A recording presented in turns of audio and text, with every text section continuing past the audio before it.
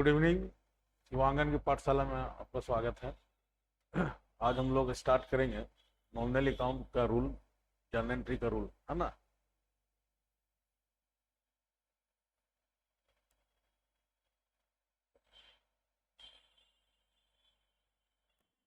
Colour वाला कहाँ गया? ये ये कलर वाला, ये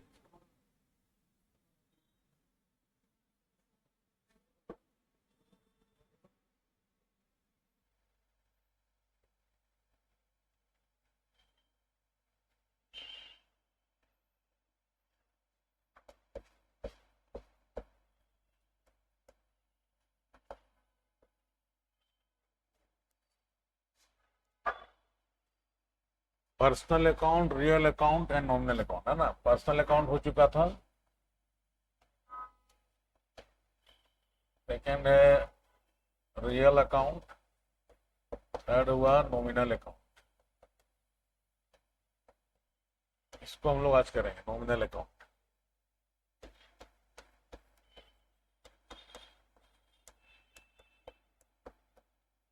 इसको हिंदी में क्या बोलते हैं? नाम मात्र का खाता। नाम मात्र का खाता। आप लोग तो पढ़े हुए पहले, तो क्या जानते हैं इसके बारे में? नॉमिनल अकाउंट के बारे में क्या जानते हैं? नहीं नहीं, रूल नहीं पूछ रहे, नॉमिनल अकाउंट से क्या समझते हैं? देखिए, नॉमिनल अकाउंट है समझाने के लिए क्या बोलता है, वैसा अकाउंट जिसको ना हम देख सकते हैं ना छू सकते, केवल अनुभव कर सकते हैं। जैसे फैन चल रहा है, हवा आ रहा है, इसको फील कर रहे हैं, है ना। एक्चुअली ये समझाने के लिए बोला था।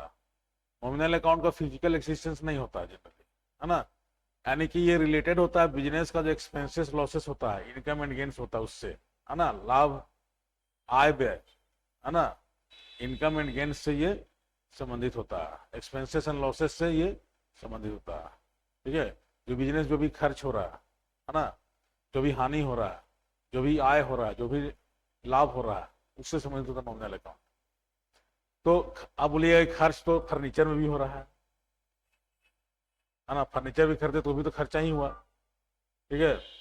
बिल्डिंग खरीदे, मशीनरी खरीदे, सब खर्चा ही हुआ। लेकिन वो जो है ना फिक्स एसेट्स, वो लॉन्ग टर्म इन्वेस्टमेंट है, वो रियल अकाउंट में आता है ना। ये डे टू डे जो लेन देन हो रहा है उसके लिए ये है। ठीक है।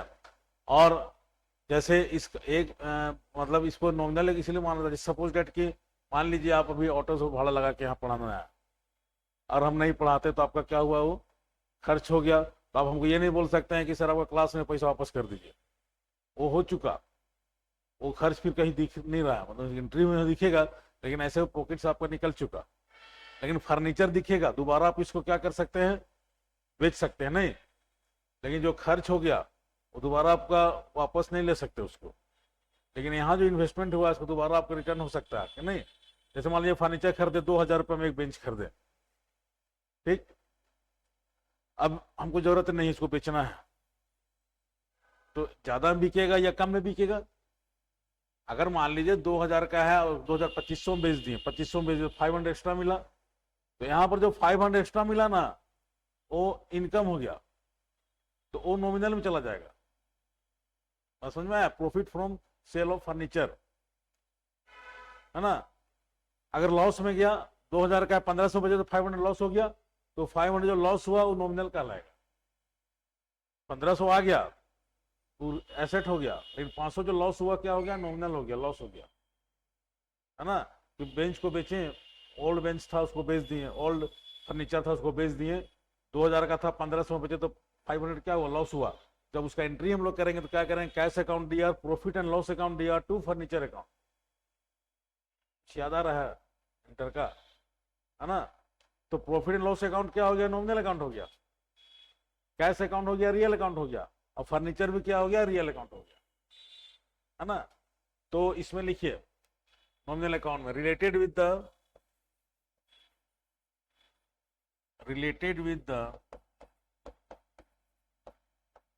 इनकम, गेन्स ठीक से लिखना पड़ेगा।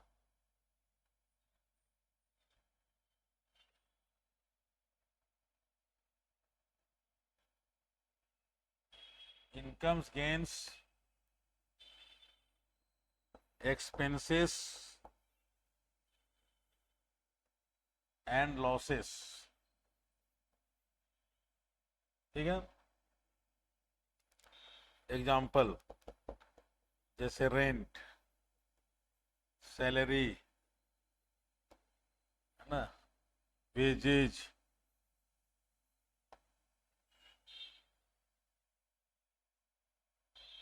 Printing and stationery,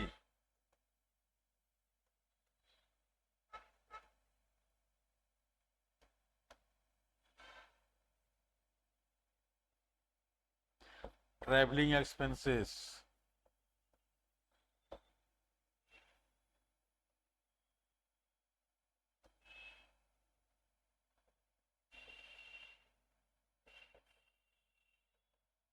commission,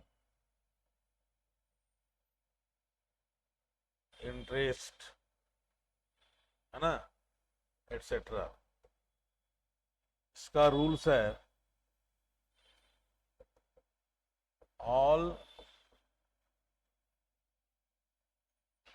expenses and losses are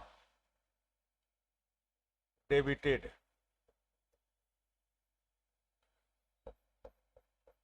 all incomes and gains are credited। जितने भी खर्च और हानि है उसको डेबिट करते हैं, और जितना भी आय और प्राप्ति है उसको क्रेडिट करते हैं। खर्च और हानि को डेबिट, आय और प्राप्ति को क्रेडिट, है ना।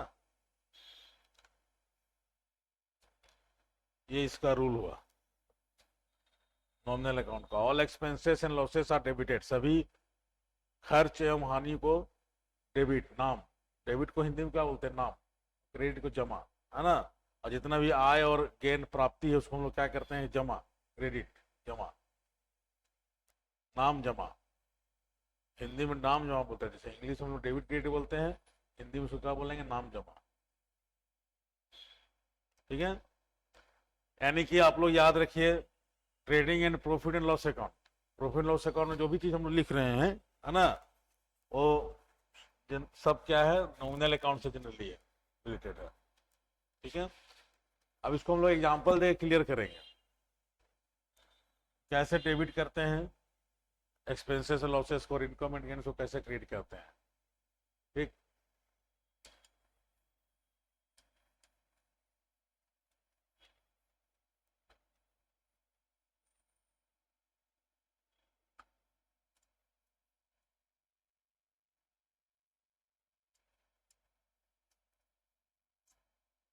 ऑब्जेक्टिव क्वेश्चन जो बनता है उसमें रूल से भी रहता है ना।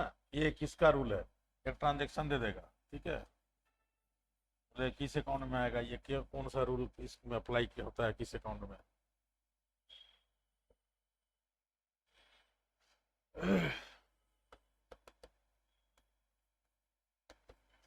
पेड सैलरी 50,000, सैलरी पे किया 50,000।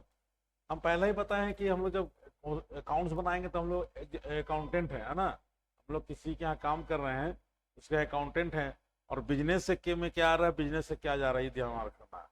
मतलब बिजनेस के साथ किसी का क्या ट्रांजेक्शन हो रहा है, ना कि अपने साथ, है ना। हम लोग पढ़ रहे हैं, मतलब अकाउंट बना रहे हैं, तो अकाउंटेंट है हम लोग किसी बिजनेस का। अब वो हम लोग को दिया गया है कि उसका बिजनेस में जो स्टाफ लोग काम कर रहा है उसको 50,000 सैलरी पे किया गया। अब यहाँ दो अकाउंट चूज करना पड़ेगा, इस ट्रांजेक्शन में दो अकाउंट छिपा हुआ है। तो एक अकाउंट आपका हो जाएगा कैश अकाउंट, सैलरी कैश पे किया गया, कुछ नहीं लिखा, मतलब कैश पेमेंट किया गया है ना। और एक हो जाएगा सैलरी अकाउंट। अब देखिए, कैश क्या है, रियल अकाउंट है, सैलरी नॉमिनल अकाउंट हो गया, कैश अकाउंट का रूल क्या हुआ, मतलब रियल अकाउंट रूल क्या हुआ, debit what comes in, credit what goes out. तो कैश यहां पे किया गया ना, ठीक है, तो कैश यहां बिजनेस में आ रहा है कि जा रहा है, जा रहा है। Credit what goes out, business से जो जा रहा है उसको क्रिएट करेंगे। ये तो रियल अकाउंट का रूल से हो गया, कैश जब क्रेडिट है तो ये तो डेबिट होना ही होना है ना। लेकिन रूल जब अप्लाई करेंगे तो सैलरी क्यों डेबिट हुआ, तो सैलरी नॉमिनल अकाउंट है, तो नॉमिनल अकाउंट का रूल क्या बोलता है, जितना भी खर्च है बिजनेस का, है ना, उसको हम लोग को डेबिट करना है। तो सैलरी खर्च ना हुआ बिजनेसमैन का, उसका जो स्टाफ हो रहा है उसको सैलरी पे कराना, बिजनेस के लिए खर्च है, तो सैलरी अकाउंट यहाँ क्या होगा, डेबिट होगा, है ना। तो सैलरी अकाउंट डेबिट होगा और कैश अकाउंट क्रेडिट हो जाएगा, ठीक है। इसका जो जनरल बनेगा हो जाएगा salary account DR to cash account. आपका ऑब्जेक्टिव क्वेश्चन बनेगा कैसे, आप मान लीजिए कुछ कंसेप्ट जब क्लियर रहेगा तो एक ट्रांजेक्शन दे देगा कंफ्यूजन वाला, बोलेगा इसमें किस अकाउंट को डेबिट करेंगे, 4 ऑप्शन रहेगा, है ना, या कौन सा अकाउंट क्रेडिट होगा, 4 ऑप्शन रहेगा, है ना। उसके लिए कंसेप्ट क्लियर होना चाहिए, तो उसको देखना पड़ेगा कि जो ट्रांजेक्शन है जिस अकाउंट के बारे में पूछ रहा है क्या है, एसेट्स है कि लायबिलिटी है कि एक्सपेंसेस है कि गेन्स है। हम बताए थे बिजनेस ट्रांजेक्शन जो भी होगा यहाँ पर 4 ही चीज से रिलेटेड होगा, कौन कौन, expenses and losses, income and gains, assets और लायबिलिटीज, 5वां कुछ भी नहीं होगा, है ना।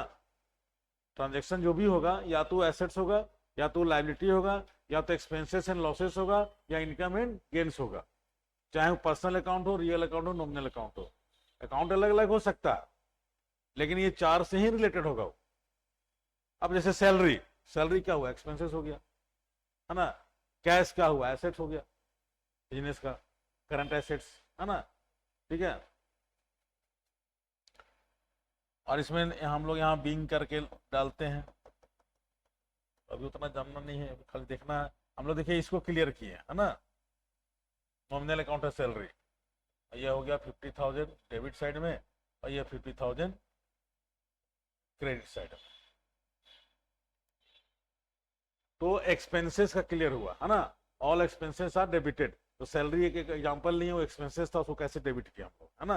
अब हम लोग इनकम्स कर लेंगे, इनकम्स में क्या होगा, क्रेडिट होगा, ठीक है। इसको उतार लिए है ना, नहीं लिखे हैं,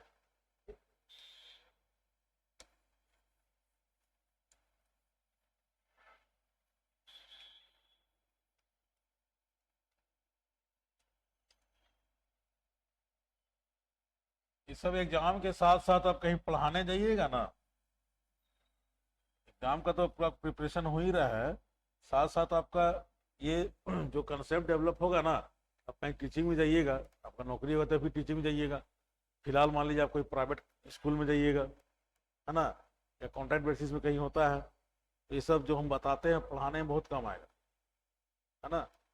सब कंसेप्ट सब है, जो बच्चा लोग कभी पूछ देगा तो वहाँ बहुत कोई अटक जाता है, बहुत टीचर लोग देखिएगा अटक जाएगा, अरे यहाँ पर क्या बताए, कैसे बताएं।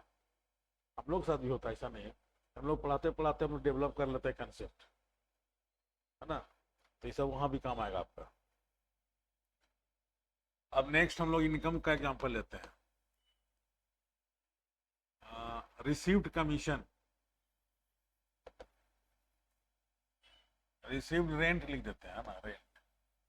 यहाँ रेंट मिल रहा है, देखिए रेंट दोनों चीज हो सकता है बिजनेसमैन के लिए, इनकम भी हो सकता है, एक्सपेंसेस भी हो सकता है। सपोज डेट मान लीजिए आपका पास आपका मार्केट कॉम्प्लेक्स है, या आपके पास एक से ज्यादा दुकान है, एक अपना दुकान है, या आपका जो है दुकान उसमें से कुछ पार्ट को रेंट में लगा दिया, ऐसा भी सब लीज बोलते हैं, सब रेंट बोलते हैं। या आपके पास दो मकान है, या आपका अपना एक अलग से मकान है। बिजनेस तो आपका है, क्योंकि प्रॉफिट एंड लॉस अकाउंट में जब बनाइएगा तो उसमें ऑपरेटिंग एक्सपेंस इनकम के साथ साथ नॉन ऑपरेटिंग इनकम भी लिया जाता है। जो नेट प्रॉफिट निकलता है ना, उसमें एक होता है ऑपरेटिंग इनकम और एक होता है नॉन ऑपरेटिंग इनकम, एक होता है ऑपरेटिंग एक्सपेंसेस, एक होता है नॉन ऑपरेटिंग एक्सपेंसेस, दोनों को लिया जाता है। अगर बिजनेसमैन, ऑपरेटिंग का मतलब क्या हुआ कि आप जिस चीज का बिजनेस कर रहे हैं उससे क्या इनकम आ रहा है। जैसे आप कपड़ा व्यापारी हैं, कपड़ा को बेचने से क्या इनकम आ रहा है, लेकिन आपके कपड़ा के बेचने के साथ साथ आपका मेन बिजनेस कपड़ा का है, लेकिन आपके पास एक्स्ट्रा पैसा आ जा रहा है, या आपका और एक मकान भी है तो उससे आपका रेंट आ रहा है, तो वहीं आप शो कर दिए, या एक आपका बिजनेस प्लेस है उसको आप रेंट में लगा दें, उससे आपका आ रहा है income. Income generally business place की ही बात करेंगे हम लोग यहाँ, है ना, तो उससे इनकम आ रहा है। या आपके पास एक्स्ट्रा पैसा है, आप उसको किसी को ब्याज में दे दिए, ऐसा भी होता है ना। बिजनेसमैन लोग क्या करता है, देखने से लग रहा है कपड़ा ही बेच रहा है, जैसे गोल्ड स्मिथ लोग क्या करता है, सोना चांदी के व्यापारी लोग जनरली क्या करता है, वो लोग ब्याज में पैसा भी लगाता है। तो साल भर में इनको कभी कभी सीजनली बिकने की चीज है ना, लेकिन सालों भर बड़ा बड़ा बिजनेसमैन लोग क्या करता है, आपसे इन्वेस्टमेंट के रूप में लेता भी है और इन्वेस्टमेंट और पैसा भी देता है, गोल्ड रखवा के पैसा दिया, बदले में क्या उसको मिल रहा है, ब्याज। लेकिन उसका मेन काम ब्याज वाला काम करना नहीं हुआ, वो छुपा के बहुत लोग करता है ना। अगर आपको मेन काम होगा तो रजिस्ट्रेशन कराना पड़ेगा, उसका लाइसेंस लेना पड़ता है ना। खैर, तो रिसीव रेंट, रेंट मिला मान लीजिए 5000।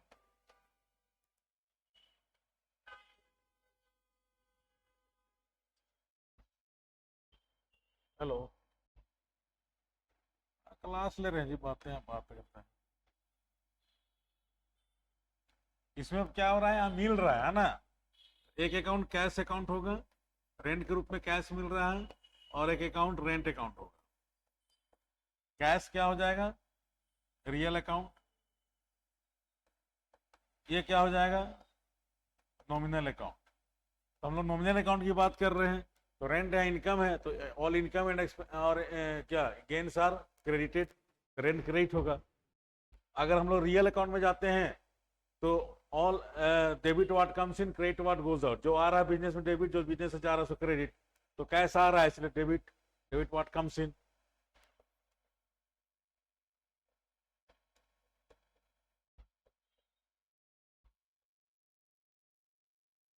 इसमें और एक चीज है कि अगर एक पकड़ ली दूसरा अपने पकड़ में आ जाता है। अभी तो हम लोग दो ही अकाउंट को लेके चल रहे हैं ना, किसी भी ट्रांजेक्शन में 3 अकाउंट आएगा, है ना, और उसमें तीनों आ जाएगा, पर्सनल भी आ जाएगा, रियल भी आ जाएगा, नॉमिनल भी आ जाएगा, ऐसा भी ट्रांजेक्शन होगा।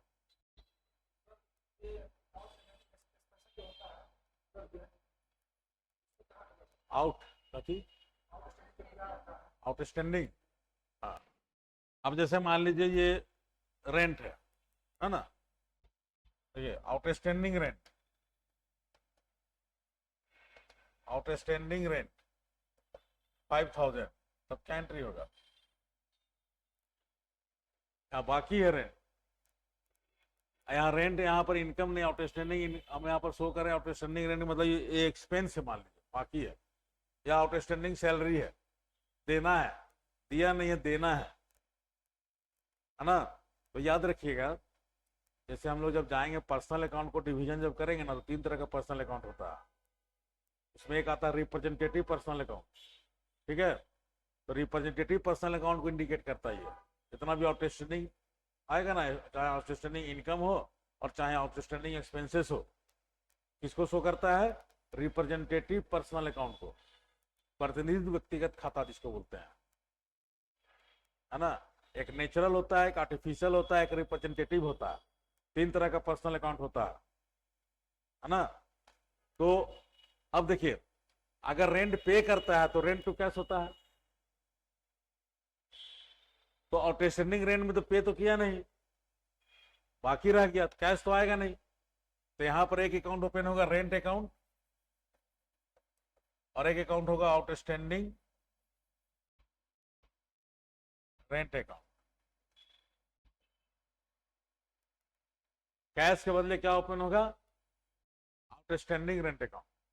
तो रेंट अकाउंट तो डेबिट होगा ही, खर्च है तो debit, rent account debit, to cash नहीं करके टू का लिखेंगे आउटस्टैंडिंग रेंट, ठीक। अब हम लोग जाते हैं, मान लीजिए रूल में जाते हैं, तो ये नॉमिनल अकाउंट हो गया, ये क्या बताया आपको, रिप्रेजेंटेटिव पर्सनल अकाउंट, है ना। अब देखिए पर्सनल अकाउंट के रूल में जाइए, रिप्रेजेंटेटिव पर्सनल अकाउंट का मतलब क्या हुआ, ये रेंट किसी को देना है ना, कोई तो होगा ए बी सी, नहीं, मान लीजिए मेरा बिजनेस है, हम किसी को रेंट, उसका दुकान है, लिए है भाड़ा में, उसको बाकी रख दिए, तो होगा ना XYZ, उसका नाम होगा कि नहीं होगा, रेंट देना है, किसको देना है, तो एक्स को देना, एक्स का दुकान है, एक्स हम रेंट में लिए है, तो यहाँ पर एक्स हम नहीं लिखेंगे। क्यों नहीं लिखेंगे? क्योंकि ये एक्सपेंसेस है, तो वहां पर ये लेकिन नाम छिपा हुआ है। ये किसको रिप्रेजेंट कर रहा है? पर्सनल अकाउंट को, है ना। तो पर्सनल अकाउंट का रूल में जाते हैं तो क्या है? पर्सनल अकाउंट का रूल में क्या सीखे हैं? Debit what comes, debit the receiver, credit the giver. पाने वाले को डेबिट करना है ना, देने वाले को क्रेडिट करना है। अब यहां पर देखिए, ये क्रेडिट इसलिए होगा क्योंकि इसको एक तरह से, जैसे मान लीजिए कोई उधार देता है बिजनेस में, बाद में उसको पेमेंट करना होता है ना, इसलिए नाम आता है ना। नाम क्यों लिखा जाता है? तो परचेज किए एक्स से, तो एक्स क्रेडिट हो गया और परचेज डेबिट हो गया, क्योंकि बाद में उसको पे करना है। अगर उसको पेमेंट कर दिए तो परचेज टू कैश हो गया, पेमेंट नहीं किए तो परचेज टू उसका नाम हो गया। यहाँ भी वही चीज है, पेमेंट नहीं किए हैं तो रेंट अकाउंट डेबिट टू उसका नाम, जिसको पेमेंट करना है, लेकिन नाम नहीं लिख के यहाँ पर आउटस्टैंडिंग रेंट लिखेंगे, रिप्रेजेंट कर रहा है पर्सनल अकाउंट। ये लायबिलिटी हो गया। ये क्या है? लायबिलिटी। और ये क्या है? एक्सपेंसेस। आपसे पूछ देगा आउटस्टैंडिंग रेंट क्या है, एक्सपेंसेस है कि लायबिलिटी है कि एसेट्स है? तो ये लायबिलिटी हुआ। तो ये कितना अंतर आ गया? ये एक्सपेंसेस है और ये क्या है? लायबिलिटीज, है ना। ऐसे भी लायबिलिटीज को क्रिएट किया जाता है। लायबिलिटीज बढ़ता है तो क्या होता है? क्रेडिट होता है। लायबिलिटी कम होगा तो डेबिट हो जाएगा, है ना। मॉडर्न रूल क्या बोलता है? एक्सपेंसेस इंक्रीज होता है, डेबिट होता है ना। लायबिलिटी इंक्रीज होगा तो डेबिट होगा, लायबिलिटी डिक्रीज होगा तो क्रेडिट हो, सॉरी, लायबिलिटी इंक्रीज होगा तो क्रेडिट होगा और डिक्रीज होगा तो डेबिट होगा, उल्टा। एसेट्स इंक्रीज होगा तो डेबिट होगा, एसेट्स डिक्रीज होगा तो क्रेडिट होगा। इनकम इंक्रीज होगा तो क्रेडिट होगा, है ना। मॉडर्न रूल, उसमें पर्सनल रियल नॉमिनल में नहीं जाना है। एक्सपेंस है मतलब डेबिट, एक्सपेंस में कमी आया मतलब क्रेडिट, लायबिलिटी है मतलब क्रेडिट, लायबिलिटी बढ़ा या लायबिलिटी है तो क्रेडिट, घटा तो डेबिट उतना से। जैसे मान लीजिए क्रेडिटर्स है लायबिलिटी, लेकिन जब क्रेडिटर्स को पेमेंट कर देंगे तो डेबिट होगा ना। पेड टू फलना एक्स, जब हमसे सामान खरीदे थे तो परचेज टू एक्स हुआ था, अब उसको पेमेंट कर रहे हैं तो क्या हो जाएगा? X to cash. तो एक तरह, एक बार वो क्रेडिटर्स था, दूसरा बार भी क्रेडिटर्स, लेकिन यहाँ क्रेडिटर्स को पेमेंट किया जा रहा है। क्रेडिटर्स समझ में आता है ना? Debtors, creditors. क्रेडिटर्स का मतलब हुआ जिससे उधार परचेज किए बिजनेस में, बाद में उसको पे करना है। जब उसको पे किया है तो क्रेडिटर्स अकाउंट डेबिट होता है, नहीं, है ना। लेकिन जब उससे खरीदा जाता है तो क्रेडिटर्स अकाउंट क्रेडिट होता है, उधार खरीदते हैं ना, इसलिए नाम आता है। अभी वो सब ट्रांजेक्शन आएगा तो हम क्लियर कर देंगे चीज को, ठीक है। अभी आप पूछे तो हम बता दिए, है ना, कोई दिक्कत नहीं है। क्लियर हुआ?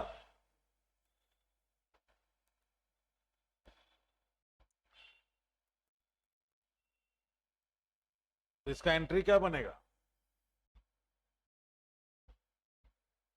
Rent to outstanding rent,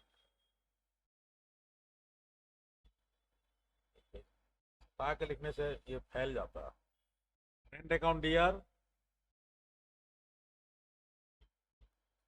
to outstanding rent account,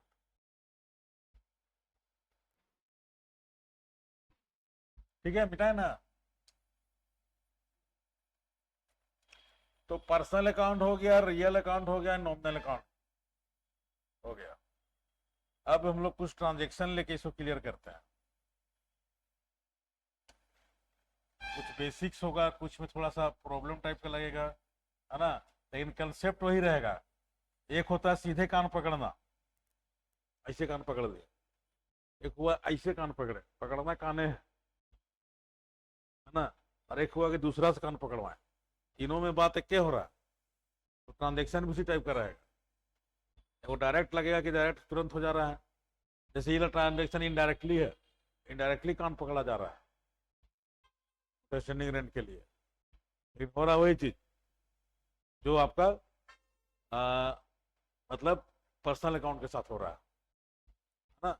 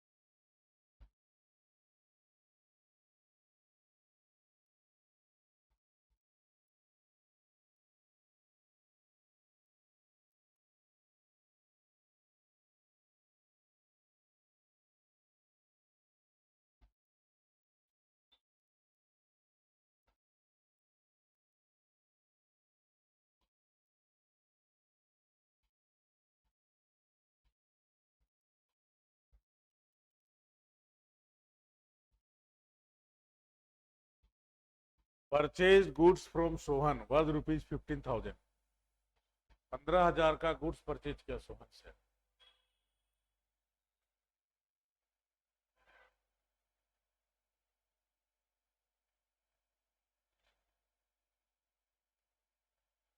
purchase goods from Sohan worth ₹15,000। अब देखिए यहां पर आपका दिमाग में तीन चीज आएगा, purchase account, goods account, Sohan account, और एक कैश अकाउंट भी दिमाग में आ रहा होगा, है ना। मतलब दो ही अकाउंट होगा ना। क्या होगा, क्या क्या हो सकता है? एक हो सकता है परचेज अकाउंट, एक हो सकता है गुड्स अकाउंट, एक हो सकता है सोहन अकाउंट। हालांकि नाम के आगे अकाउंट वर्ड नहीं लिखा था, लेकिन हम सबको समझाना है, पहला ट्रांजेक्शन से तो अकाउंट लिख रहे हैं ना। ये डेटर्स या क्रेडिटर्स की लिस्ट में जाता है ना। और एक क्या हो सकता है, कैश अकाउंट हो सकता है। ठीक, अब देखिए कैश अकाउंट नहीं होगा, इसलिए नहीं होगा क्योंकि यहां पर ट्रांजेक्शन क्रेडिट है, कैश में नहीं हो रहा। जब नाम आ गया तो क्रेडिट हो गया, उधार लेन देन हो गया। जब तक कि आगे ये नहीं लिखा हुआ है कि purchase goods from Sohan worth रुपये इतना फॉर कैश, अगर लिख देता आगे एक वर्ड कि फॉर कैश तो फिर सोहन से मतलब नहीं होता। अगर कैश वर्ड आ गया तो किससे खरीदा किसको बेचा उससे मतलब नहीं है। मान लीजिए एक सिंपल सा है, मान लीजिए मेरा एक दुकान है, आप लोग मोहल्ला के हैं, किराना स्टोर है, अब हमसे कुछ खरीदने आए, आप हमसे नगद भी खरीद रहे हैं, बाद कभी कभी क्या होता है कि बोलेंगे बाद में पैसा ले लीजिएगा सर, है ना, कल दे देंगे, ले लीजिएगा ना बाद में। तो हम क्या करेंगे, तो कॉपी में नाम लिख लेंगे आपका कि आप इतना 10 रुपए का एक बिस्किट ले गए। लिखता वही ना करता है दुकानदार लोग। अगल बगल किराना दुकान में जाइएगा तो क्या करता है, कॉपी रखता है। अगर आप उससे नगद खरीदते तो लिखता है कि नगद खरीदे कितना का, नहीं लिखेगा। लिखेगा तो आप ही डांट दीजिएगा कि हम तो नगद दिए तो कहाँ लिख रहे हैं रजिस्टर में, है ना। लेकिन उसी से आप उधार खरीदे तो आपका नाम लिखेगा, क्यों? क्योंकि आपको उससे लेना है। नहीं, वही कंसेप्ट यहां भी है। अगर उधार लेन देन हो तो फिर नाम आ जाएगा। जब नगद लेन देन हो गया उसी पर्सन के साथ, उसी बिजनेसमैन के साथ, फिर नाम कभी नहीं आएगा, क्योंकि कैश ट्रांजेक्शन हो गया ना, फिर नाम से कोई मतलब नहीं है। नाम लिखने का पर्पस होता है बाद में उसे लेना है या देना है, या तो डेटर्स है क्रेडिटर्स है। अगर खरीद रहा है तो क्रेडिटर्स है, अगर किसी को बेच रहा है उधार तो डेटर्स है ना। इसीलिए आप जब दिखिएगा बैलेंस शीट में तो हम लोग डेटर्स और creditors, sundry debtors sundry creditors word use होता है। सन्ड्री डेटर्स विविध देनदार, विविध लेनदार है। विविध का मतलब हुआ कि बहुत सारा। अब एगो लेनदार नहीं ना होगा, बहुत लोगों से ट्रांजेक्शन हो रहा है बिजनेसमैन का। अब सबका पर्सनली अकाउंट कर ओपन करेगा तो दिक्कत है, तो सबको डाल देगा कहाँ, डेटर्स के लिस्ट में। सबको डाल देगा कहाँ, टोटल क्रेडिटर्स की लिस्ट में, बैलेंस शीट में, कि टोटल डेटर्स इतना है, टोटल क्रेडिटर्स इतना है। तो कैश अकाउंट यहां नहीं होगा क्योंकि कैश ट्रांजेक्शन नहीं है। दूसरा यहां पर देखिए परचेज अकाउंट या गुड्स अकाउंट, ये दोनों सही है। लेकिन होता क्या है ना कि गुड्स अकाउंट करके कोई अकाउंट नहीं होता है। मतलब अगर आप गुड्स अकाउंट लिख रहे हैं तो आगे चल के प्रॉब्लम हो जाएगा। इसलिए अकाउंटेंट लोग बोलता है कि प्रैक्टिस में गुड्स अकाउंट नहीं लाना है। गुड्स अकाउंट हालांकि सही है ना, परचेज गुड्स हो या सोल्ड गुड्स हो, दोनों में गुड्स लिखा जा सकता है। लेकिन प्रैक्टिस में क्या बोलता है कि आपको गुड्स अकाउंट नहीं डालना है। परचेज के लिए परचेज लिखना है, सेल्स के लिए सेल्स लिखना है। बेचा तो सेल्स, खरीदा तो परचेज, जनरल गुड्स, है ना। ठीक है, तो ये अप्लीकेबल नहीं होगा। तो दो ही हो गया, परचेज अकाउंट और सोहन अकाउंट। तो ये हो गया आपका परचेज अकाउंट, यहां पर रियल अकाउंट होगा, गुड्स से रिलेटेड है ना। और सोहन अकाउंट क्या हो जाएगा, पर्सनल अकाउंट होगा। अब देखिए किसी किसी बुक में जाइएगा ये दोनों हो सकता है, परचेज अकाउंट रियल अकाउंट भी होता है, नॉमिनल अकाउंट भी होता है। अलग अलग राइटर की बुक में जाइएगा ना, कोई राइटर क्या मान के चलता है इसको, नॉमिनल, तो शुरू से नॉमिनल मान के चलिएगा तो गड़बड़ हो सकता है ना। लेकिन इसको रियल मान के चलिएगा तो हमेशा सही बनेगा। दोनों है। अगर आपका ऑप्शन में आ गया कि बोथ, है ना, मतलब रियल एंड नॉमिनल तो सही होगा।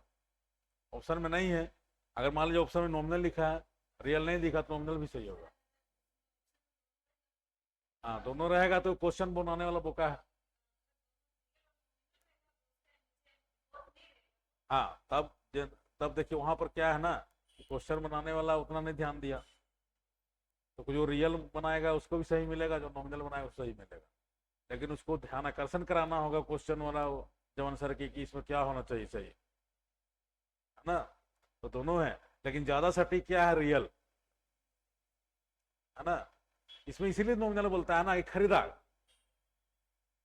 है ना। इन्वेस्ट, जैसे मान लीजिए फर्नीचर खरीदा यूज करने के लिए, तो फर्नीचर अकाउंट लिखते हैं, तो जनरल गुड्स इसलिए परचेज लिख दिया, मैंने खर्च हुआ, ऐसे बोलता है। तो खर्च हुआ का मतलब ये हो जाता है ना कि आपका ओपनिंग स्टॉक क्लोजिंग स्टॉक होता है ना, तो क्लोजिंग स्टॉक जो हो गया वो रियल हो गया इसके हिसाब से, अगर आप इसको नॉमिनल मानिएगा तो। जो परचेज टोटल परचेज किया नॉमिनल मान लिया, लेकिन बाद में जो स्टॉक बच गया वो रियल हो जाता है। अपना स्टॉक को हम लोग दिखाते हैं एसेट साइड में, करंट एसेट साइड में, बैलेंस शीट में लिखते हैं ना क्लोजिंग स्टॉक, है ना। और ओपनिंग स्टॉक फिर हम लोग ट्रेडिंग अकाउंट डेबिट साइड में लिखते हैं, ठीक है। तो इसीलिए शुरू से इसको बोलता है अलग अलग राइटर लोग कि आपको रियल मान के चलिए, रियल मानिएगा तो गलत नहीं होगा कभी। आप नॉमिनल मानिएगा फिर हाँ कंफ्यूजन क्रिएट होगा ये वाला, यार स्टॉक को रियल बोल दे रहा है बचा हुआ चीज को, है ना, और जो खरीद रहा है उसको नॉमिनल मान दे रहा है। और आप जो क्वेश्चन पूछे हो आप सही है ना, अगर रियल भी है नॉमिनल भी है तो कौन सही होगा। तो सही होएगा तो क्वेश्चन जो बनाने वाला ध्यान नहीं देगा, अगर हम वही क्वेश्चन बनाएंगे तो ध्यान देकर बनाएंगे, एक दूसरा को नहीं ध्यान दिया तो दोनों सही है, उसमें दोनों को नंबर मिलेगा, है ना।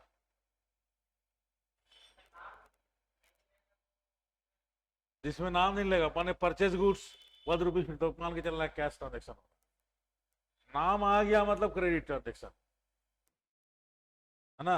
और नाम आने के बाद फिर एक लाइन अगर आगे जोड़ देता है फॉर कैश, तब तो फिर साफ क्लियर कर दिया ना कि कैश।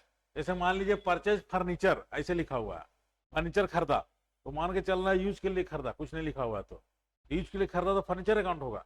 वही लिख देगा purchase furniture for furniture shop, आपका फर्नीचर का दुकान है और फर्नीचर खरीद रहे हैं आप, फर्नीचर दुकान वाला भी खरीद के बेचता है ना, ऐसा तो नहीं कि सब मैन्युफैक्चरिंग करता है। तो वो गुड्स हो गया, जनरल गुड्स बेचने के लिए खरीद रहा है। यहाँ पर परचेज गुड्स का मतलब क्या हुआ, ये गुड्स जो परचेज किया था बिजनेस में बेचने के लिए खरीदा जा रहा है, ना कि यूज के लिए, है ना। तो ये सब थोड़ा सा कंसेप्ट है, ध्यान देना कि लैंग्वेज क्या बोलता है, थोड़ा सा लैंग्वेज चेंज हो जाने से सब कुछ चेंज हो जाता है ना। तो अब देखिए परचेज अकाउंट रियल अकाउंट हुआ, गुड्स रियल अकाउंट का नियम क्या है, debit what comes in credit what goes out. तो परचेज किया गुड्स, तो गुड्स के बदले ना परचेज लिख रहे हैं, गुड्स आ रहा है ना खरीदा, तो डेबिट व्हाट कम्स इन, यानी कि परचेज अकाउंट डेबिट हो गया। सोहन अकाउंट पर्सनल अकाउंट है, पर्सनल अकाउंट रूल क्या, debit the receiver credit the giver.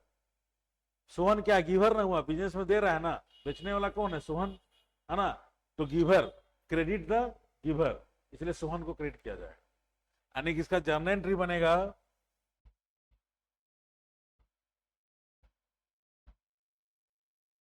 Purchase account DR to Sohan. Account में नाम जब भी लिखिएगा ना, टू खाली सोहन लिखिएगा, अकाउंट नहीं, इसीलिए कि बाद में इसको डेटा स्टेटस लिख डालेंगे, है ना। इसीलिए नाम के आगे फिर अकाउंट वर्ड नहीं यूज किया जाता, है ना।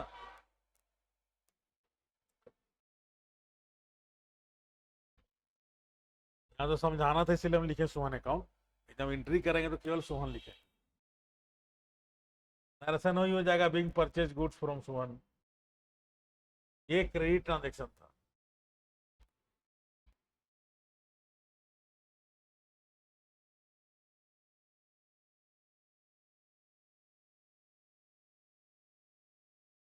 बहुत सारा चीज होता है जो हम बताते हैं ना, तो आप लोग जो दिमाग में अपने वर्ड में लिख लिया कीजिएगा, है ना। बहुत सारा होता है सोचते हम लिखवाएं नहीं, कुछ कंसेप्ट बताएं तो जरूर अपने वर्ड में लिख लेना, है ना।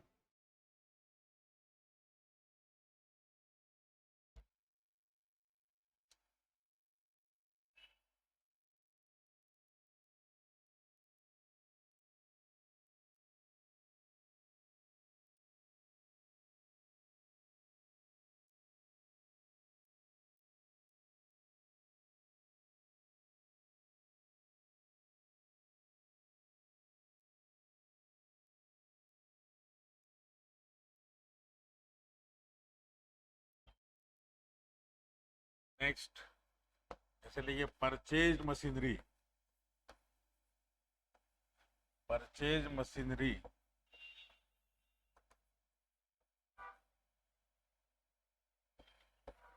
फॉर ₹10,000।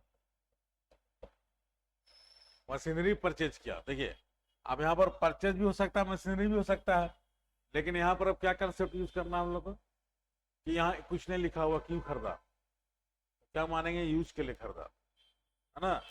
परचेज मशीनरी मतलब बिजनेस में यूज के लिए। तो जब बिजनेस में यूज के लिए खरीदा जाता है ना, तो वहां पर परचेज नहीं होकर जो मशीनरी खरीदते हैं उसका नाम लिखते हैं, है ना। ठीक है, तो यहाँ पर एक मशीनरी अकाउंट होगा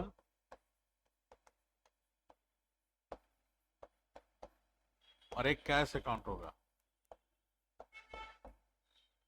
ठीक, दोनों देखिए रियल है, ये भी रियल है और ये भी रियल है।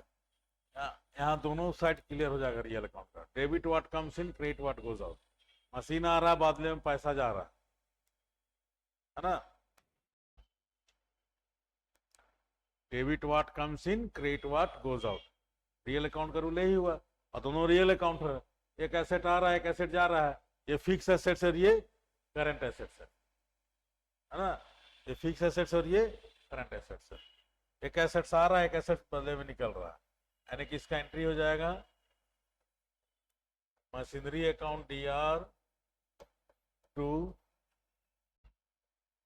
Cash account.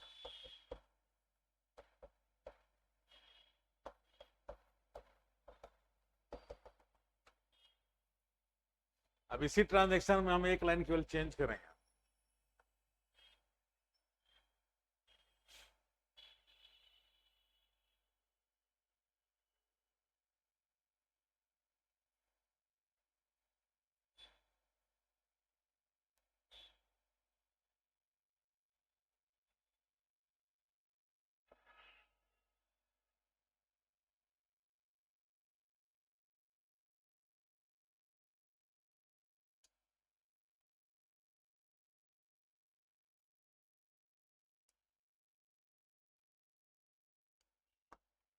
Purchase machinery for ₹10,000 for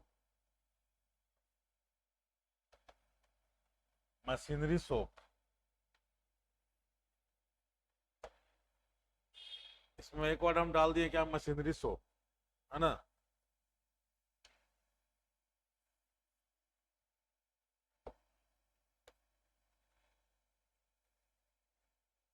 है ना। अब यहां पर देखिए परचेज के बदले क्या हो जाएगा, मशीनरी। मशीनरी का दुकान के लिए मशीनरी खरीदा, मतलब बेचने के लिए खरीदा, ये गुड्स हो गया, है ना। कितना पीस मशीनरी खरीदा, यानी कि परचेज अकाउंट ओपन होगा यहाँ पर। इसी को हम लोग एरर ऑफ प्रिंसिपल बोलते हैं, सैद्धांतिक गलतियां। जब ट्रायल बैलेंस बोला था ना कि 4 तरह की गलती है, तो ट्रायल बैलेंस सही बन जाने के बाद ही पता नहीं चल पाता।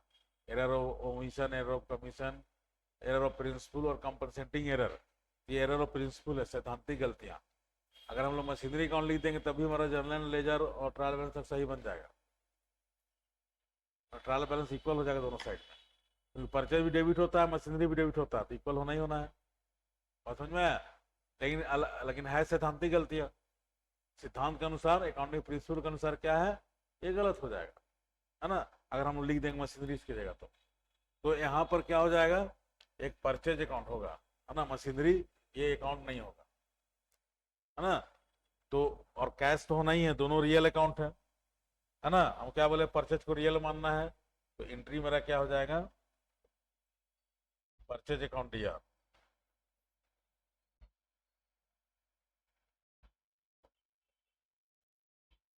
To cash account.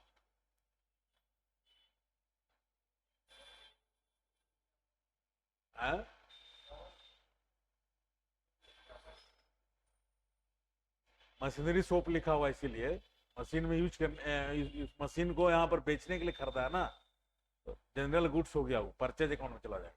वह यूज करने के लिए खरीदता तो फिर मशीनरी अकाउंट होता। ये सैद्धांतिक गलतियां है, अगर हम लोग यहाँ पर लिख देंगे मशीनरी अकाउंट तो ये सैद्धांतिक गलती हो जाएगा। बहुत कोई बोलेगा नहीं नाम दे दिया था इसीलिए लिखा था, नहीं, वो कारण नहीं होता। आप बेचने के लिए खरीदते हैं कि यूज करने के लिए खरीदते हैं, ये कारण होता है ना। बहुत जनरली टीचर से पूछे, बोले नाम लिख दिया इसीलिए, नाम तो लिख दिया ठीक है ना, नाम तो यहाँ भी लिखा हुआ है, मशीनरी लिखा हुआ है ना, मशीनरी कहाँ नहीं लिखे, है ना।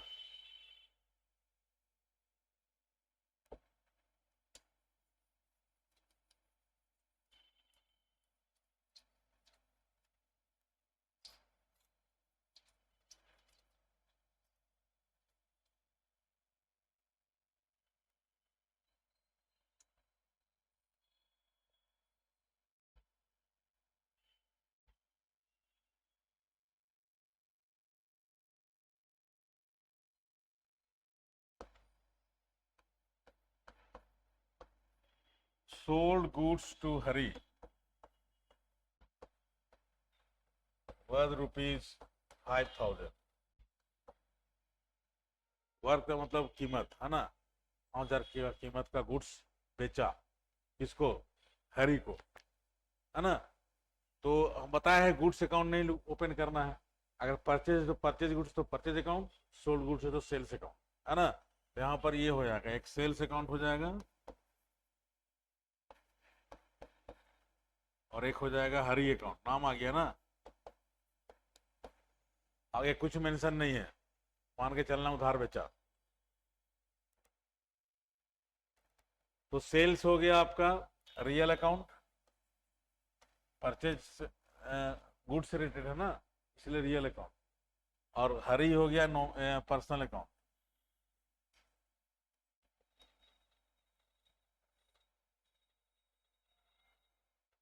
अगर हम लोग रियल अकाउंट का रूल अप्लाई करते हैं तो क्या होगा, debit what comes in, credit what goes out, यहाँ गुड्स जा रहा है इसलिए क्रेडिट होगा, यानी कि सेल्स अकाउंट क्रेडिट हो जाएगा। हरी अकाउंट पर्सनल अकाउंट है, personal account debit the receiver credit the giver, यहाँ गुड्स किसको बेचा जा रहा है, हरी को, हरी रिसीवर हुआ, गुड्स किसके पास जा रहा है, हरी के पास, हरी रिसीवर हुआ, इसलिए Hari account D R to sales account, है ना। यानी कि एंट्री हो जाएगा Hari account D R to sales account.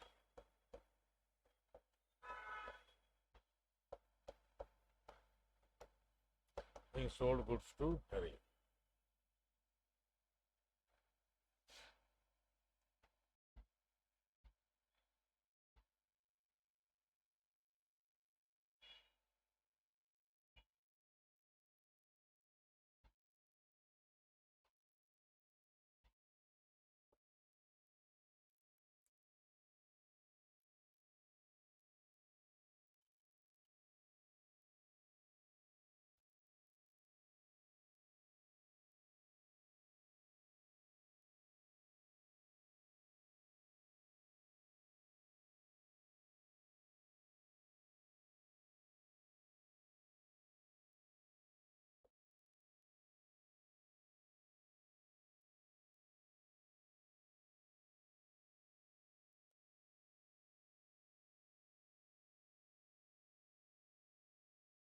Give an order to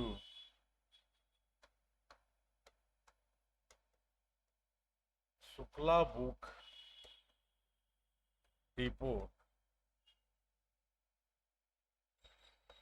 for supply of books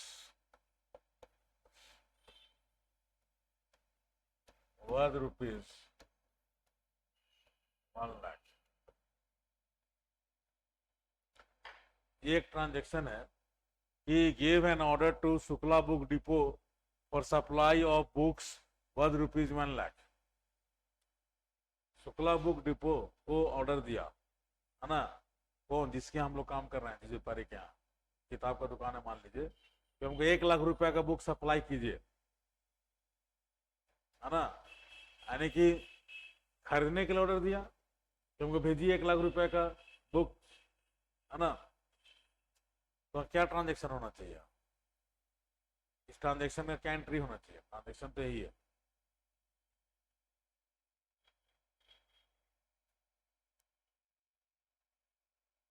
ये ट्रांजेक्शन क्या शो कर रहा है? एक तरह से खरीदने के लिए बोला, ऑर्डर किया होगा ना कि हमको भेजिए, यानी खरीदने के लिए ऑर्डर दिया है ना। तो देखिए यहाँ पर कोई ट्रांजेक्शन नहीं होगा, no transaction, no entry, sorry no entry. इसलिए होता है कि ऑर्डर का कोई एंट्री नहीं होता है। ऑर्डर दिया ना, जब तक नहीं भेजेगा तब तक ट्रांजेक्शन कैसे कंप्लीट होगा, है ना। अगर वो लिख देता है कि सप्लाई के लिए ऑर्डर दिया एंड वो supplied the books and receive delivery, तब अलग बात था, तब परचेज अकाउंट हो जाता सीधे, purchase to Shukla book depot. लेकिन यहाँ पर क्या है कि ऑर्डर दिया सप्लाई के लिए कि हमको भेजिए, जब तक नहीं भेजेगा तब तक ट्रांजेक्शन कंप्लीट होगा नहीं ना। परचेज गुड्स का मतलब ये खरीद लिया, यानी कि ऑर्डर किया वो भेज दिया, लेकिन अब यहाँ तो ऑर्डर दिया वो भेजा है नहीं। तो ऑर्डर का कोई भी एंट्री यहाँ पर क्या होता है, नो एंट्री, इसका एंट्री नहीं हुआ, ये ट्रांजेक्शन बना ही नहीं, है ना। इसमें कोई भी ट्रांजेक्शन नहीं बना, यानी कि इसका कोई एंट्री नहीं होगा, तो ऑर्डर का कोई भी एंट्री नहीं होता।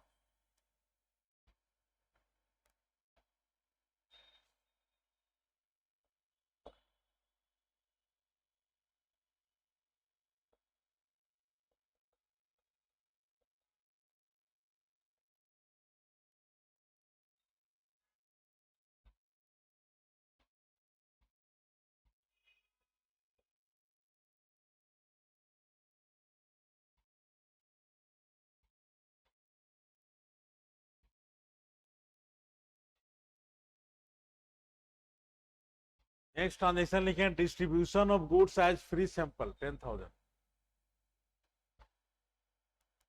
10,000 का गुड्स को फ्री सैंपल में बांट दिया, ऐसा देखें फ्री में बांटता है, ये बेच नहीं रहा है, ये बांट रहा है फ्री में, है ना। बांटने का पर्पस क्या होता है, देखिए इनडायरेक्टली कान पकड़ने वाला ट्रांजेक्शन है ना। क्या इसका पर्पस क्या है बांटने का, फ्री सैंपल के रूप में, फ्री में क्यों बांटता है कि आप उसको यूज कीजिएगा, आप दोबारा खरीदिएगा मत दुकान से, नहीं, सैंपल इसलिए बांटता है ना। कभी देखिएगा अगरबत्ती के सैंपल बांटेगा, कभी शैम्पू पाउच का सैंपल बांटेगा, है ना। अब ट्रेड फेयर में गांधी वाला लगता है तो देखिएगा टिकट खरीदेगा तो आपको अगरबत्ती का सैंपल देगा फ्री में, कहाँ देता है। कभी कोई देखिएगा चिप्स का पैकेट बांटते रहे गेट के पास कंपनी वाला, क्यों।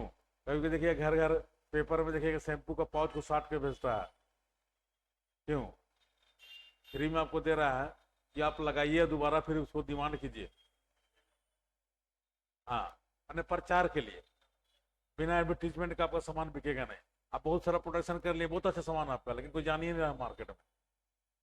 अभी IAS अकेडमी कोई जान नहीं रहा मान लीजिए मार्केट में, कौन एडमिशन लेगा। आप जाने तब ना आए, चाहे किसी के थ्रू मालूम चला, या तो आप ऑनलाइन प्रचार में देखें, या बोर्ड देखें, या फिर आपका कोई दोस्त यहाँ पढ़ता होगा वो बताया, कि साहब बोले हमको बताए कि वहां जाकर पढ़ना, प्रचार प्रसार हुआ ना इससे, माउथ एडवर्टीजमेंट जिसको बोलेंगे, माउथ टू माउथ, है ना। और कोचिंग सेंटर में बहुत ज्यादा ये होता है, लेकिन आजकल ब्रांडेड कोचिंग सब क्या करता है देखिएगा, ऑनलाइन प्रचार कर रहा है, बड़ा बड़ा पेपर में निकाल रहा है ना। तो फ्रंट पेज में देखिएगा आकाश इंस्टीट्यूट एकदम ऐसे करके निकाल रहा है, मेरे यहाँ से इतना PTG कंप्लीट किया, होता था कुछ नहीं है, लेकिन सर प्रचार के माध्यम से हर कोचिंग वाला 2-2, 3-3 लाख फीस ले रहा है इंजीनियरिंग पढ़ाने का, है ना। तो बिना प्रचार का आप नहीं टिक पाइएगा मार्केट में, आप चाहे जितना कितना भी अच्छा क्यों नहीं है, लेकिन एक लेवल के बाद आपका लेवल बन जाएगा, तब भी आपको मार्केट में आते ही रहना पड़ेगा, क्योंकि आपके बाद न्यू जनरेशन आएगा, तो न्यू जनरेशन आएगा तो उसको दिमाग में आना चाहिए ना। आप अगर उसको बताया तो ठीक है, अपना छोटा भाई बहन जिसको बताया कि हाँ, या दोस्त को जाओ जी पढ़ लो, नहीं बताए तो कैसे जानेगा, वो प्रचार के माध्यम से ही जानेगा, है ना। तो बिजनेस में प्रचार हमेशा होता रहना चाहिए, या तो फिर आप अपना नाम निकाल कीजिए, या फ्री में आप सैंपल कीजिए, बांटिए, ताकि आप देखिएगा अरे पेंटिन शैम्पू, अरे चलो लगा के राजा बहुत बढ़िया है, इसको खरीदेंगे, अरे ये चिप्स बांटा खाया, अरे अगरबत्ती जलाया अच्छा महंगा, चलो मार्केट में खरीदते हैं इसको, है ना। तो सैंपल हमेशा बढ़िया भी होता है। दवा में क्या होता है, डॉक्टर को दवा में सैंपल बांटा जाता है, ताकि वो दवा देखता है, डॉक्टर देखता है और उसके बाद अपना पेशेंट को उसको यूज भी कराता है। सैंपल को दे दिया, जान पहचान लोगों यूज किया, देखा ठीक हो गया मरीज बढ़िया से, फिर देखिएगा उसको लिखना शुरू कर देता है ना। खैर, तो यहाँ पर क्या है कि एक अकाउंट होगा एडवर्टीजमेंट अकाउंट, यहाँ एडवर्टीजमेंट कहीं दिख नहीं रहा,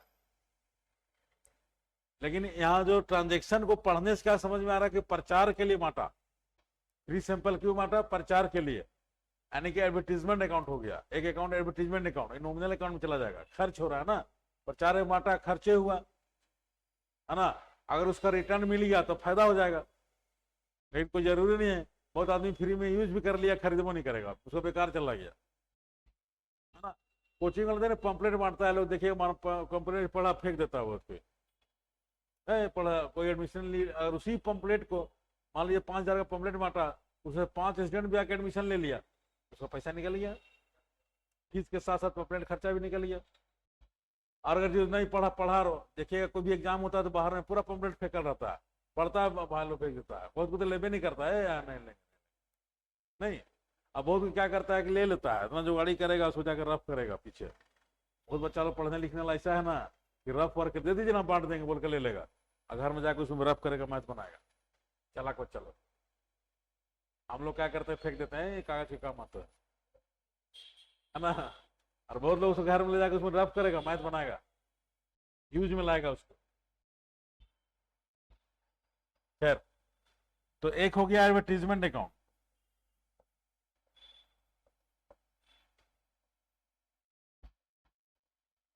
और एक हो गया ये गुड्स है ना। तो अब देखिए डिस्ट्रीब्यूशन कौन गुड्स करेगा, जो खरीदा हुआ है, जो बनाया होगा, तो इसका इफेक्ट कहां पड़ रहा है, परचेज अकाउंट में, है ना। और एक परचेज अकाउंट, इसको नॉमिनल मान लें, नॉमिनल अकाउंट, और ये रियल अकाउंट।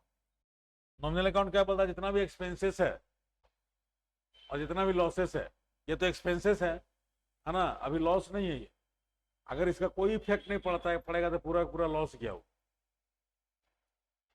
तो एक्सपेंसेस को डेबिट करना है तो एडवर्टीजमेंट अकाउंट डेबिट हो जाएगा, है ना।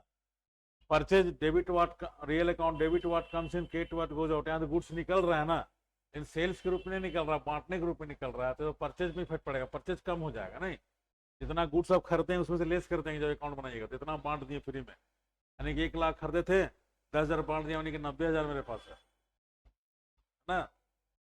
तो ये हो जाएगा एडवर्टीजमेंट अकाउंट डी आर,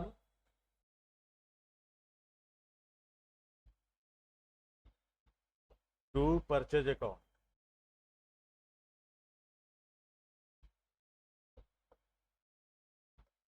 अब इसमें ट्रांजेक्शन बना देगा, डेबिट कौन से अकाउंट को करेंगे, है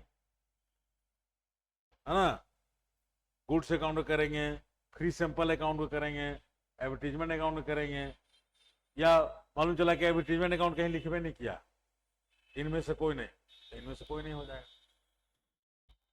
है ना। तो ऑब्जेक्टिव इसी टाइप से बनता है।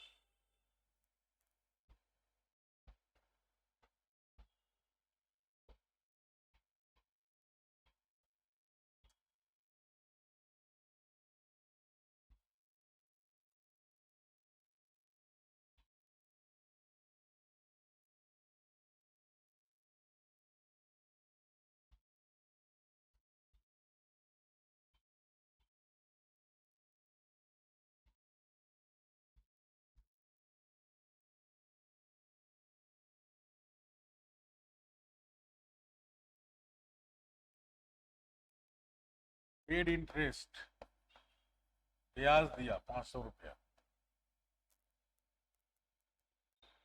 सिंपल इंटरेस्ट अकाउंट डेबिट हो जाएगा, टू कैश अकाउंट। अब देखिए इंटरेस्ट हो जाएगा नॉमिनल अकाउंट, एन अकाउंट, ये हो जाएगा रियल अकाउंट, है ना।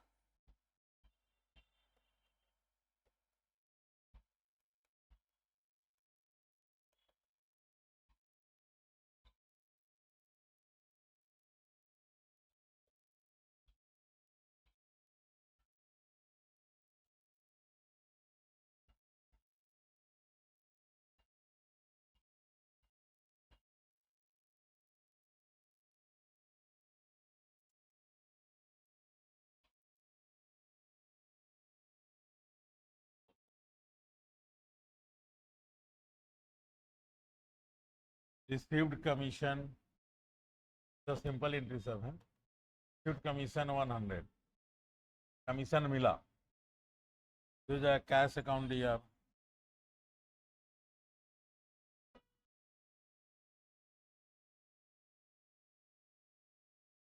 कमीशन अकाउंट,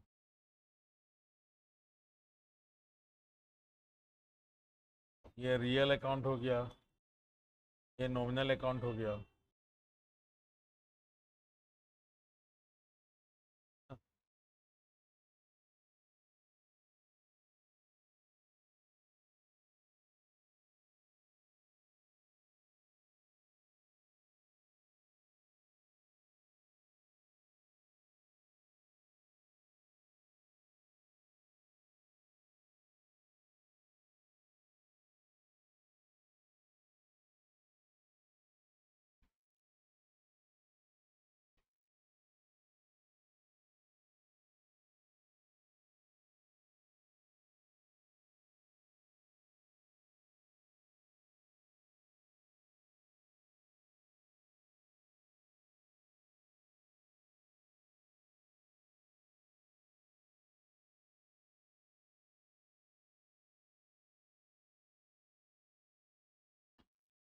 मान लीजिए यही हम लिख देते हैं आउटस्टैंडिंग, आउटस्टैंडिंग कमीशन, बाकी है मिला नहीं 100, तब वही फिर रिप्रेजेंटेटिव पर्सनल अकाउंट नहीं हिसाब आया था। कमीशन इनकम में कमीशन तो क्रेडिट होता, कैश के बदले क्या लिखेंगे, आउटस्टैंडिंग कमीशन, तो ये एंट्री हो जाएगा outstanding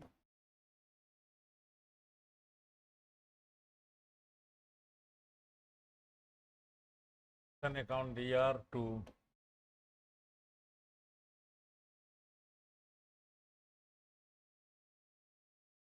commission account.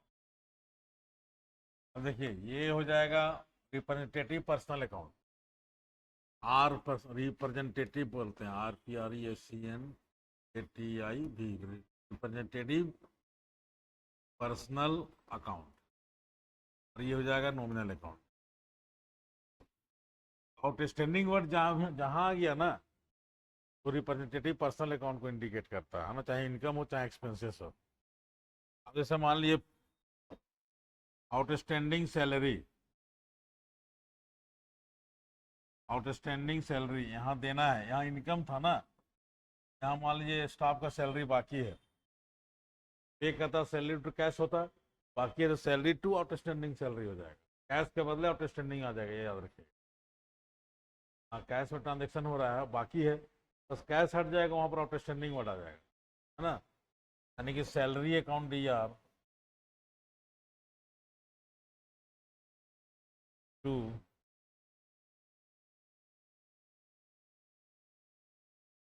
Outstanding salary,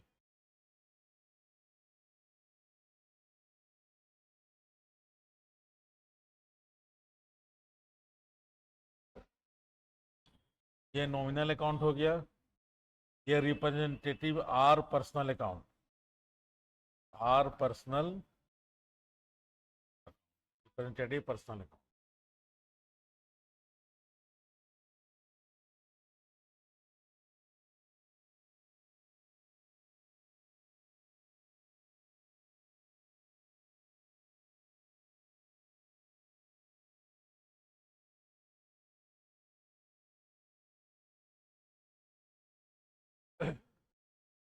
आज इतना ही पढ़ाएंगे ना, बस हमको भी काम है। 6 बजे टाइमिंग रहेगा अभी, 5-10 मिनट आगे पीछे हो जाए अलग बात है ना।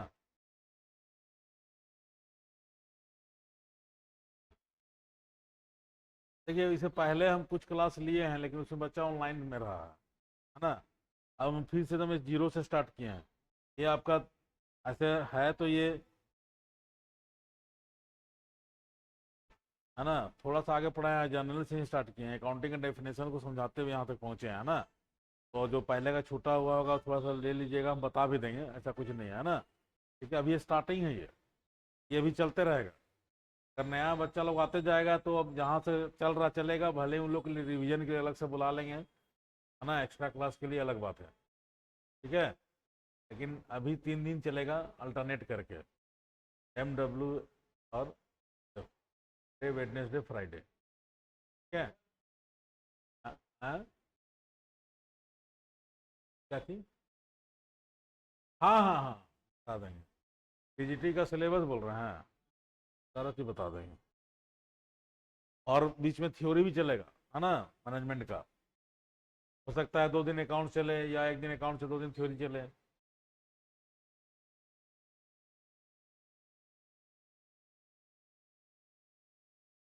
PGT में देखिए, का सिलेबस जो है वो अलग तरीके का है, उसका सिलेबस अलग तरीके का।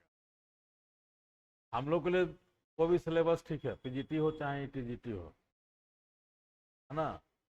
PGT में तो एक्चुअली हुआ क्या था कि यहाँ पढ़ा रहे थे कोई मिश्रा सर ना।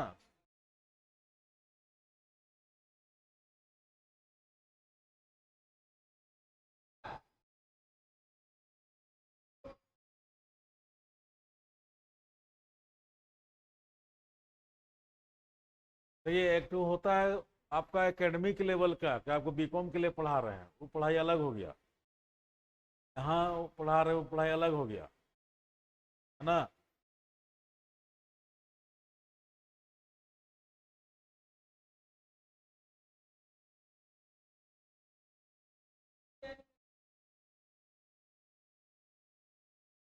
इसमें जैसे आपका था ना, फाइनेंशियल मैनेजमेंट था, है ना। फिर से आपका कंपनी अकाउंट होगा, वैल्यूएशन ऑफ शेयर, ये सब था, है ना। इनकम टैक्स था, ठीक है। तो फाइनेंशियल मैनेजमेंट आसान पेपर नहीं होता, है ना। उसको कंसेप्चुअली समझा देंगे ना हम, कोई जिंदगी में नहीं भूलिएगा। हाँ, NPO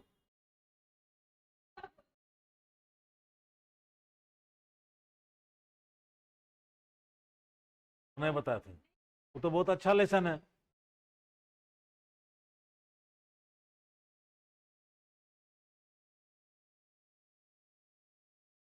नॉन प्रॉफिट ऑर्गेनाइजेशन में है क्या? कुछ नहीं है, उसको तो बताने का तरीका है ना। ये अभी हम लोग पढ़ रहे हैं प्रॉफिट ऑर्गेनाइजेशन के लिए, वो नॉन प्रॉफिट ऑर्गेनाइजेशन के लिए। वहाँ तो 3 ठो अकाउंट मेंटेन होता है, receive payment account, income and expenditure account, और बैलेंस शीट बनता है। लेकिन उसमें केवल ध्यान देना होता है ना, कि रेवेन्यू एक्सपेंडिचर और इनकम, इनकम एंड एक्सपेंडिचर क्या है, मैंने रेवेन्यू और ये क्या बोलेंगे, अ, निकलना जा रहा हूँ। सब बता देंगे। उसमें ध्यान देना होता है ना, कृषि पेमेंट अकाउंट और इनकम एक्सपेंडिचर अकाउंट में बहुत कंफ्यूजन है। उसको बताने का तरीका, जैसे रिसीव पेमेंट अकाउंट मतलब कैश अकाउंट मान के चलिए, जैसे हम लोग कैश अकाउंट बनाते हैं ना, और रिसीव पेमेंट अकाउंट हो गया। रेवेन्यू और कैपिटल, रेवेन्यू इनकम और expenditure, capital income and expenditure, difference आपको जानना पड़ेगा उसमें, है ना। और रिसीव पेमेंट अकाउंट में क्या होगा, और इनकम एंड एक्सपेंडिचर अकाउंट में क्या होगा, उसका तरीका है। दोनों डिफरेंस भी पूछता है। तो रिसीव पेमेंट अकाउंट में क्या होता है कि आप किसी भी ईयर का ट्रांजेक्शन हो, जिस ईयर में बना रहे हो रहा तो उसको डालना है। और इनकम एंड एक्सपेंडिचर अकाउंट में क्या होता है कि आपको उसी ईयर का ट्रांजेक्शन रखना है, चाहे उधार कहीं नहीं हो, ना पहले का रखना है ना एडवांस रखना है। उसको एडजस्टमेंट करने का तरीका होता है, वो आप लोग को बता देंगे ना, तो आपको लगेगा कि अरे ये तो बहुत अच्छा कंसेप्ट क्लियर हो गया। बहुत कोई नहीं जानता उस चीज को, वो टफ लगता है ना।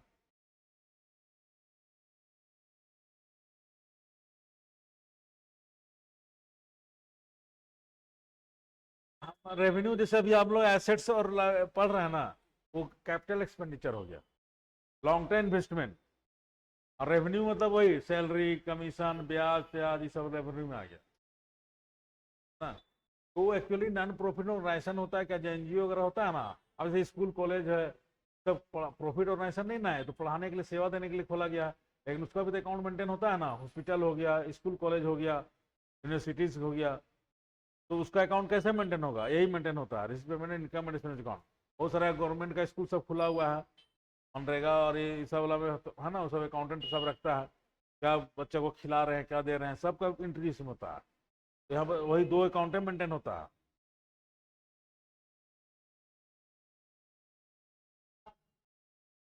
मान क्या कर रहे हैं? हाँ, हाँ हाँ, कैश अकाउंट दिया टू सेल्स अकाउंट। हाँ, हरी को बेचा, उधार बेचा ना। आम आ गया मतलब उधार बेचा ना, तो हरी अकाउंट ना हो जाएगा, Hari account to sales account. अगर उसी आगे लिखता है सोल्ड हरी ₹4 इतना फॉर कैश, तो फिर नाम नहीं आएगा। नाम आ गया मतलब उधार ट्रांजेक्शन हुआ, तो कैश कहाँ आया? पर्सनल अकाउंट, हाँ पर्सनल अकाउंट हो गया, रिसीवर हो गया। हाँ, हरीश को कैश बेचा, है ना। हाँ, फिर हरीश ने मतलब नहीं होता, कैश अकाउंट दिया टू सेल्स अकाउंट। नाम देने का मतलब उधार ट्रांजेक्शन, अगर आगे कुछ नहीं लिखा हुआ है तो। ठीक है, वो सब क्लियर हो जाएगा आप लोग का।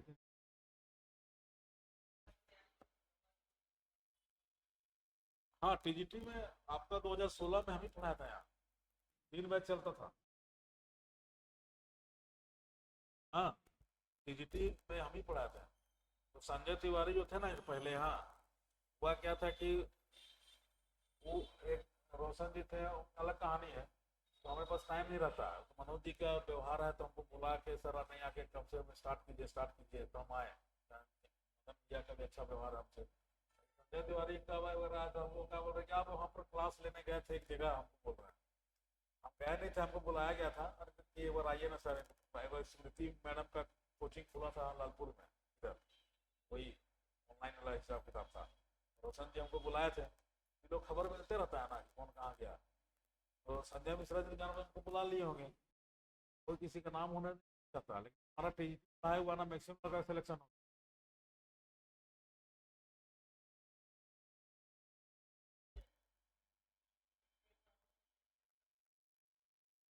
हो जाए। उसका तो हम लोग के पास पुराना सब चीज है ना, कैसे पढ़ाना क्या है, कोई दिक्कत नहीं है, वो सब हो जाएगा। बस खाली फॉलो करना पड़ेगा।